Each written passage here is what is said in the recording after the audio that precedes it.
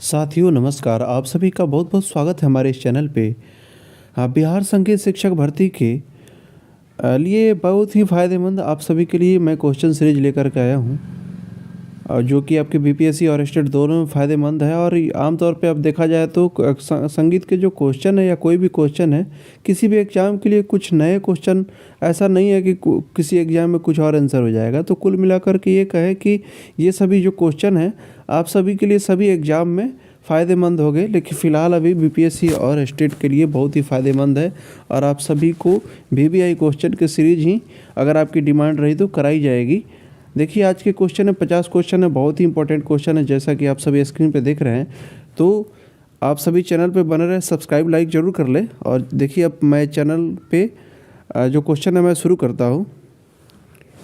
तबला के आविष्कारक कौन है? तो तबला के आविष्कारक सर्वप्रथम आविष्कारक जो स्रोत मिलता है वह अमीर खुसरो का मिलता है। उसके बाद में है 2 नंबर क्वेश्चन, मृदंग के आविष्कारक कौन है? तो मृदंग के आविष्कारक के रूप में तमाम बुकों में पढ़ने के बाद में ये रिसोर्स मिलता है कि स्वाति नामक मुनि थे, उन्होंने मृदंग के आविष्कारक उनको माना जाता है। ओमकार नाथ ठाकुर के गुरु कौन है? ओमकार नाथ ठाकुर के गुरु आपको विष्णु दिगंबर फलुस्कर जी को माना जाता है, जो कि ग्वालियर घराने से थे। भारत ने कितने विकृत स्वर माने हैं?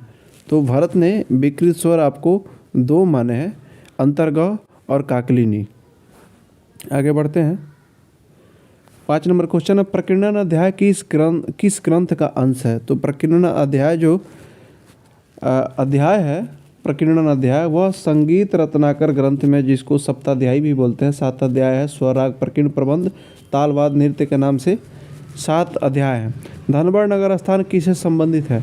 धनबड़ नगर स्थान जो है संगीत परिजात यहाँ पे रचना हुई थी। धनबड़ नगर स्थान पे अहोबल के द्वारा संगीत परिजात की रचना हुई थी, अतः संगीत परिजात का संबंध धनबड़ नगर स्थान से है। पंडित रविशंकर का घराना कहाँ है? पंडित रविशंकर का घराना मैहर माना जाता है। देखिए दोस्तों, बहुत सारे लोग सेनिया भी मानते हैं, तो सेनिया इसका सही आंसर नहीं होगा। पंडित रविशंकर का घराना मैहर ही माना जाता है, चूँकि इनके जो गुरु थे अलाउद्दीन खां थे, जिनका घर मैहर माना जाता है और वहीं के वो मतलब कि रहने वाले थे। तो मैहर इनके गुरु के नाम से इनका घराना माना जाता है, मैहर। जैसा कि इसमें आप सभी देख रहे होंगे, ये सभी क्वेश्चन रिपीटेड क्वेश्चन है, बहुत सारे एग्जाम में पूछे गए हैं और आपके स्टेट और बीपीएससी में भी इसमें के बहुत सारे क्वेश्चन देखने को मिले हैं। और आगे भी जो हमारे चैनल पे क्वेश्चन सीरीज आपको देखने को मिलेगा वो एकदम एग्जाम पर्पस वीवीआई ही रहेगा। अगर आपकी डिमांड रही तो लगातार ऐसे क्वेश्चन आएंगे। दोस्तों, अगर आपको किसी भी तरह का सुझाव या कोई भी बात हो, आप कमेंट में अपनी बात रख सकते हैं, जिस पे हम उसको देखेंगे समझेंगे। तो आइए 7 नंबर क्वेश्चन आप हम सभी देख लिए। 8 नंबर क्वेश्चन देखते हैं, नाद के कितने प्रकार हैं? तो नाद के 2 प्रकार हैं, आहत और अनाहत। आहत नाद संगीत उपयोगी नाद होता है और अनाहत नाद जो मोक्ष प्राप्ति के लिए, जैसे कि जो उसमें आपको सिंपल समझे तो जो ऋषि मुनि ध्यान मग्न करते हैं वो सब अनाहत नाद में एक अलग तरह की ऊर्जा होती है वो। लेकिन संगीत उपयोगी नाद जो नाद के 2 प्रकार है, आहत अनाहत, उसमें आहत नाद ही संगीत उपयोगी नाद है। काकू के कितने भेद है? 9 नंबर क्वेश्चन है। काकू के भेद 6 भेद बताए गए हैं। अलग अलग विद्वानों के अनुसार अलग अलग काकू के भेद है, लेकिन मुख्यतः अगर काकू के भेद पूछे तो 6 लगाएंगे। आपको भारत के अनुसार काकू के कुछ अलग बताएगा, जो आगे प्रश्न में आपको देखने को मिलेगा। ब्रिदेशी में कितने प्रबंध माने गए हैं? 10 नंबर क्वेश्चन है। ब्रिदेशी में आपको 49 प्रबंध माने गए हैं। शारंग देव का संगीत रत्नाकर कब लिखा गया? 11 नंबर क्वेश्चन। 13वीं शताब्दी में शारंग देव का संगीत रत्नाकर लिखा गया, जिसको सप्ताध्यायी भी बोला जाता है। तानसेन का संबंध किस घराने से था? तानसेन का संबंध दोस्तों 12 नंबर क्वेश्चन का आंसर हो जाएगा ग्वालियर, क्योंकि ग्वालियर ही माना जाता है तानसेन का घराना। बहुत लोग सेनिया मानते हैं, लेकिन सेनिया तानसेन के वंशजों का घराना है, लेकिन तानसेन का अगर हम घराना माने तो ग्वालियर माना जाता है। वेस्टर्न म्यूजिक में मीट को क्या कहते हैं? वेस्टर्न म्यूजिक में मीट को क्या कहते हैं? तो वेस्टर्न म्यूजिक में 13 नंबर क्वेश्चन का आंसर हो जाएगा सलार। राग में कम से कम कितने स्वर होने चाहिए? राग में कम से कम 5 स्वर होने चाहिए, और अधिक से अधिक कितने होने चाहिए आपको आगे क्वेश्चन में देखने को मिलेगा। सादा रंग आधा रंग के आश्रयदाता कौन थे? सादा रंग और आधा रंग के आश्रयदाता 15 नंबर क्वेश्चन का ऑप्शन ए मोहम्मद शाह रंगीले थे। इसमें आगरा घराने के रत्न कौन है? सिद्धार्थ खां, करीम खां, पंडित जसराज, फयाज खां। तो फयाज खां जो ऑप्शन डी है ये आगरा घराने के रत्न माने जाते हैं।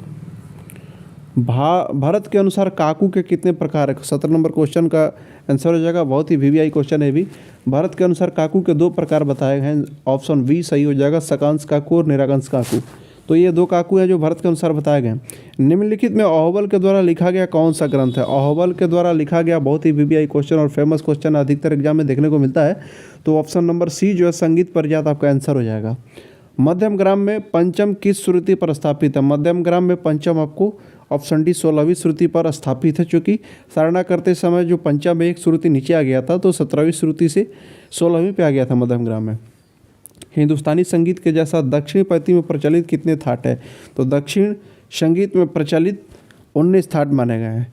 आप लोग यहाँ पे ऑप्शन देख करके कन्फ्यूज हो रहे होंगे। तो 72 जो है मेल माने गए हैं, लेकिन थाट जैसे हिंदुस्तानी संगीत में अपने यहाँ उत्तर भारत में 10 थाट माने गए हैं, उसी तरह से आपको दक्षिण भारत में 19 थाट माने गए हैं। तो ध्यान देंगे। वेस्टर्न म्यूजिक का प्रचलित स्वर लिपि कौन सा है? इसमें ऑप्शन नंबर आपका जो है ये हो जाएगा ऑप्शन ए स्टाफ। ये आपका प्रचलित स्वर लिपि है। संगीत परिजात कब लिखा गया है? संगीत परिजात ऑप्शन नंबर ए 1650 में लिखा गया है। आगे बढ़ते हैं दोस्तों। नान्यदेव ने कौन सा ग्रंथ लिखा? नान्यदेव ने भरतभाष्यम ग्रंथ लिखा। जब किसी बोल को 3 बार बजाते तो उसे क्या कहते हैं? जब किसी बोल को 3 बार बजाते उसे तिहाई कहते हैं। 25 नंबर क्वेश्चन, लता मंगेशकर जी का घराना कौन सा है? लता मंगेशकर जी का घराना भिंडी बाजार घराना है। आगे बढ़ते हैं दोस्तों। अभिनव राग मंजरी के लेखक कौन है? अभिनव राग मंजरी के लेखक आपको बता दें, अभिनव राग मंजरी के लेखक हैं आपको विष्णु नारायण भातखंडे। स्वरमेल कलानिधि के लेखक कौन है? स्वरमेल कलानिधि के लेखक option number A 27 number question का रामा माते आंसर हो जाएगा।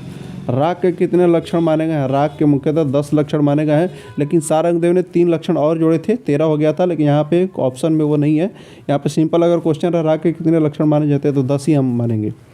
राग भूपाली का दक्षिण भारतीय संगीत में क्या नाम है? बहुत ही वीवीआई क्वेश्चन। राग भूपाली का नाम दक्षिण भारत में ऑप्शन नंबर बी मोहनम है। कुकुम्भिका रागिनी किस राग का रागिनी है? ये भी बहुत ही वीवीआई क्वेश्चन है, बहुत सारे एग्जाम में देखने को मिला है और पिछले बीपीएससी में भी ये देखने को मिला था। तो इसका आंसर हो जाएगा मालकौंस। संगीता विलासी के लेखक कौन है? ऑप्शन नंबर क्वेश्चन नंबर 31, इसका आंसर हो जाएगा ओंकार नाथ ठाकुर। संगीत में तार के कंपन को क्या बोलते हैं? संगीत में जो तार का कंपन होता है उसे आंदोलन कहते हैं। निम्न जोड़ी में अचल स्वरों के आंदोलन संख्या क्या है? दोस्तों अचल स्वर आप सभी जैसा कि जानते हैं कि सा और प माना जाता है। तो सा का आंदोलन संख्या 240 और प का 360। तो ऑप्शन नंबर सी आपका सही आंसर हो जाएगा। ध्रुपद गायन के साथ किस ताल का प्रयोग होता है? ध्रुपद गायन के साथ 1 ताल, 4 ताल, 3 ताल, दादरा, इसमें आपका ऑप्शन नंबर बी 4 ताल ये प्रयोग होता है। चूँकि ध्रुपद गायन के साथ पखावज का प्रयोग होता है और 4 ताल जो है पखावज का ये ताल है, खुले बोलों का ताल है। ऑप्शन नंबर क्वेश्चन नंबर 35, लय के कितने प्रकार है? इसका आंसर हो जाएगा 3, मध्यम, विलंबित और द्रुत। ऋषभ और धैवत कोमल तथा शेष शुद्ध स्वर लगने से कौन सा थाट समझा? ऋषभ और धैवत कोमल है और बाकी स्वर शुद्ध रहे तो यह भैरव थाट को बताता है। पंचम वर्जित करने से किस थाट का निर्माण होगा? ध्यान देना होगा 37 नंबर क्वेश्चन पे। जैसा कि आप सभी को बता दें कि किसी भी थाट के निर्माण के लिए 7 स्वरों का होना आवश्यक है। तो अगर पंचम वर्जित हो जाएगा तो किसी भी थाट का प्रयोग नहीं होगा, क्योंकि पंचम वर्जित होने से जो थाट का कंडीशन है वह पूरा नहीं हो रहा है, क्योंकि 7 स्वर चाहिए ही चाहिए। तो ऑप्शन नंबर डी आपका ये आपका रहा, ऑप्शन नंबर डी इनमें से कोई नहीं हो जाएगा। राग की मुख्य जाति कितने हैं? राग की मुख्य जाति 3 होते हैं, ऑडव, साडव, संपूर्ण।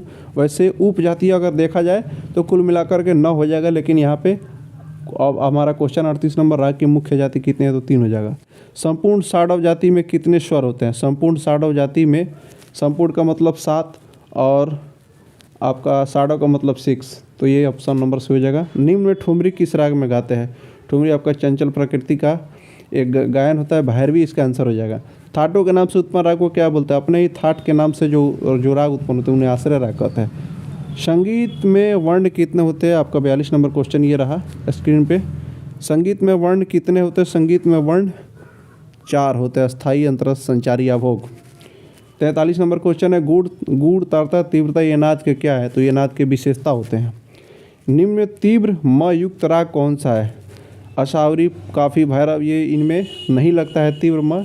आपका ये पूर्वी जो है ऑप्शन नंबर बी इसमें तीव्र म लगता है। संगीत में सोनेट शब्द क्या है? सोनेट शब्द आपको वादी स्वर को बोलते हैं। ये वेस्टर्न म्यूजिक में वादी स्वर को सोनेट बोलते हैं। वेस्टर्न म्यूजिक में 46 नंबर क्वेश्चन, निम्न में वेस्टर्न म्यूजिक निम्न में किस पर आधारित होता है? वेस्टर्न म्यूजिक जो है वो आपको हारमोनिक्स पे आधारित होता है। हारमोनिक्स में जैसे कि हमारे यहाँ मेलोडी होता है ना, वहाँ पे हारमोनिक बोला जाता है। 47 नंबर क्वेश्चन है, हारमोनियम किस स्केल पर आधारित है? हारमोनियम का जो स्केल है वह आपका टेम्पर्ड स्केल पर आधारित होता है। किसी भी राग में अधिक से अधिक कितने स्वर हो सकते हैं? किसी भी राग में अधिक से अधिक 7 स्वर हो सकते हैं।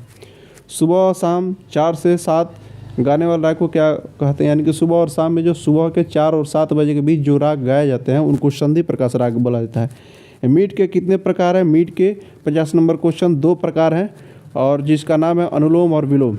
ये बहुत ही वीवीआई क्वेश्चन है दोस्तों। क्वेश्चन कैसा लगा आप लोग अपना विचार कमेंट में ज़रूर देंगे। अगर किसी तरह की कमी और कुछ भी इस तरह का आपको लगे तो आप कमेंट में ज़रूर अपना सुझाव देंगे, ज़रूर मैं उस पर अमल करूँगा। अगर आपका डिमांड रहा, अगर आप हमारे चैनल को सपोर्ट करेंगे तो ज़रूर आगे ऐसे ही वीवीआई क्वेश्चन आप सभी के समक्ष देखने को मिलेगा, जो कि आपके एग्जाम के लिए बहुत ही वीवीआई रहेगा। तो धन्यवाद दोस्तों।